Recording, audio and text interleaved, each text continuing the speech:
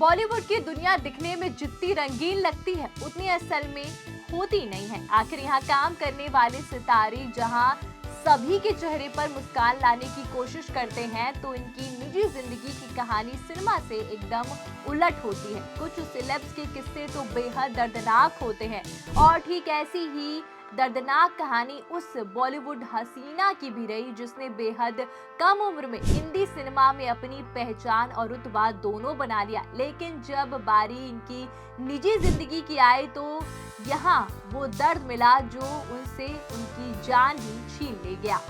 जी हाँ, इस एक्ट्रेस को जब मां बनने का सुख मिला तो वो ज्यादा दिनों तक इस खुशी को जी नहीं पाई और अपने बच्चे की दुनिया के आने के महज 15 दिन बाद वो दुनिया को छोड़कर चली गई। उनके जाने से उनके नवजात बेटे के सिर से मां का आंचल तो हमेशा के लिए छिन ही गया, वहीं उनके पति को इसका गहरा सदमा लगा था। तभी तो बीवी की मौत के बाद वो अपनी सुध बुध खो बैठे थे। ऐसे में हम सबसे पहले आपको इस एक्ट्रेस का नाम बता देते हैं। तो ये एक्ट्रेस और कोई नहीं बल्कि दिवंगत एक्ट्रेस स्मिता पाटिल है। वही स्मिता जो आज हमारी बीच इस दुनिया में मौजूद नहीं है। तो एक दिन पहले 13 दिसंबर को ही स्मिता की पुण्यतिथि थी। एक्ट्रेस का निधन 13 दिसंबर 1986 को सिर्फ 31 की उम्र में हो गया था। ऐसे में इस मौके पर उन्हें उनके बेटे प्रतीक से लेकर पति राज बब्बर तक ने याद किया। प्रतीक जो अपने नाम के आगे दिवंगत मां का नाम लगाता है, उन्होंने अपने इंस्टाग्राम की स्टोरी सेक्शन में मां की फोटो लगाकर उन्हें याद किया। प्रतीक की दूसरी बीवी प्रिया बनर्जी ने भी अपनी दिवंगत सास को याद कर उनकी फोटो सोशल मीडिया पर पोस्ट की। वहीं दूसरी ओर एक्टर, नेता और स्मिता पाटिल के पूर्व पति राज बब्बर ने भी भावुक होकर अपनी पत्नी को याद किया। उन्होंने स्मिता पाटिल के बारे में इंस्टाग्राम पर एक पोस्ट साझा किया। इसके साथ ही लिखा कि स्मिता पाटिल को एक महान एक्ट्रेस बनने वाली खूबी थी जो ऑफ स्क्रीन भी उनकी पहचान थी। वो कमाल की प्रतिभाशाली थी, बेहद खास और संवेदनशील थी। उनकी गहरी समझ ने आम लोगों की परेशानियों को दिखाया, आम सी कहानियों को भी दिल को छू लेने वाली और न्याय की आवाज बना दिया। उन्होंने हमें बहुत कम समय के लिए अपनी कला का परिचय दिया, फिर भी अनगिनत दिलों में अपनी छाप आज भी महसूस होती है। आपने हमें आपको जानने का बहुत कम समय दिया, ये रहस्य हमेशा अनसुलझा ही रहेगा। स्मिता को उनकी पूर्ण तिथि पर याद करते हुए अपने पोस्ट में एक्टर ने इस बात की तरफ भी इशारा किया कि कैसे स्मिता ने समाज में बदलाव लाने के लिए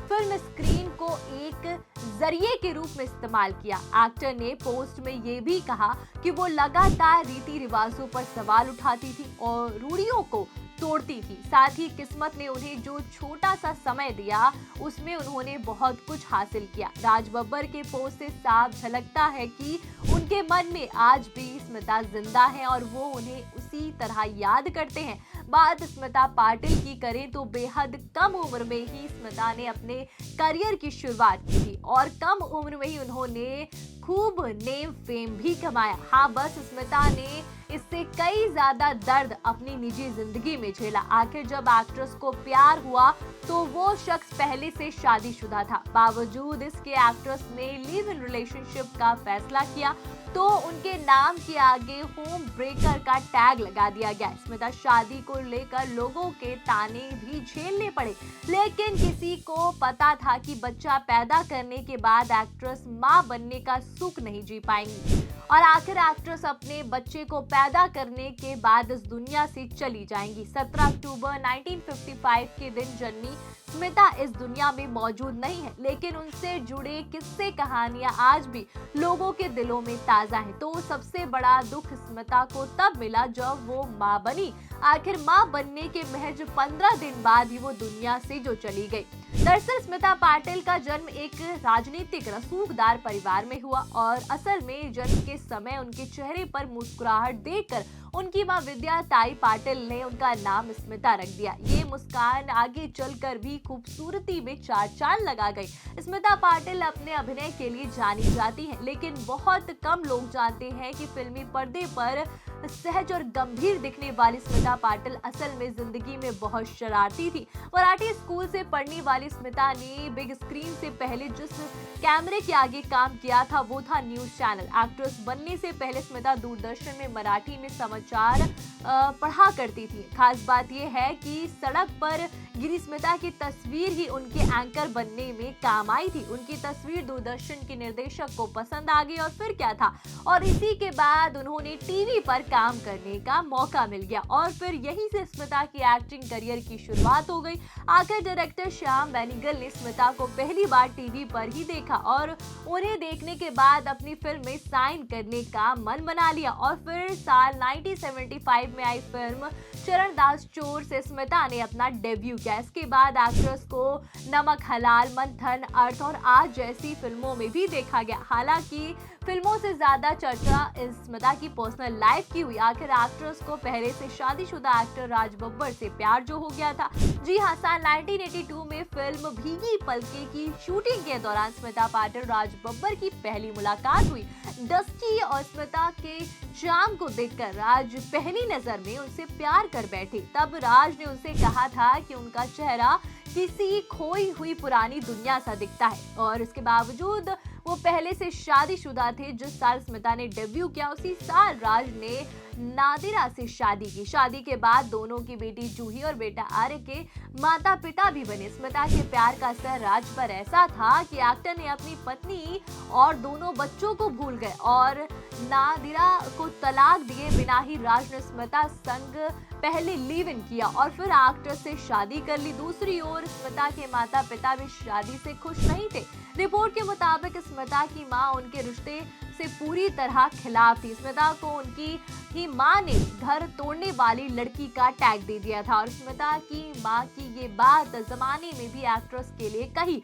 लोगों ने स्मिता पर राज और नादिरा का बसा बसाए घर तोड़ने का आरोप लगाया। राज और राज बब्बर से शादी के बाद उन पर ताउम्र दूसरी औरत का ठप्पा लग गया था। राज की दूसरी बीवी बनने के बाद स्मिता और उनका एक बेटा प्रतीक भी हुआ। हालांकि राज और स्मिता की गृहस्थी ज्यादा वक्त तक नहीं टिक पाई।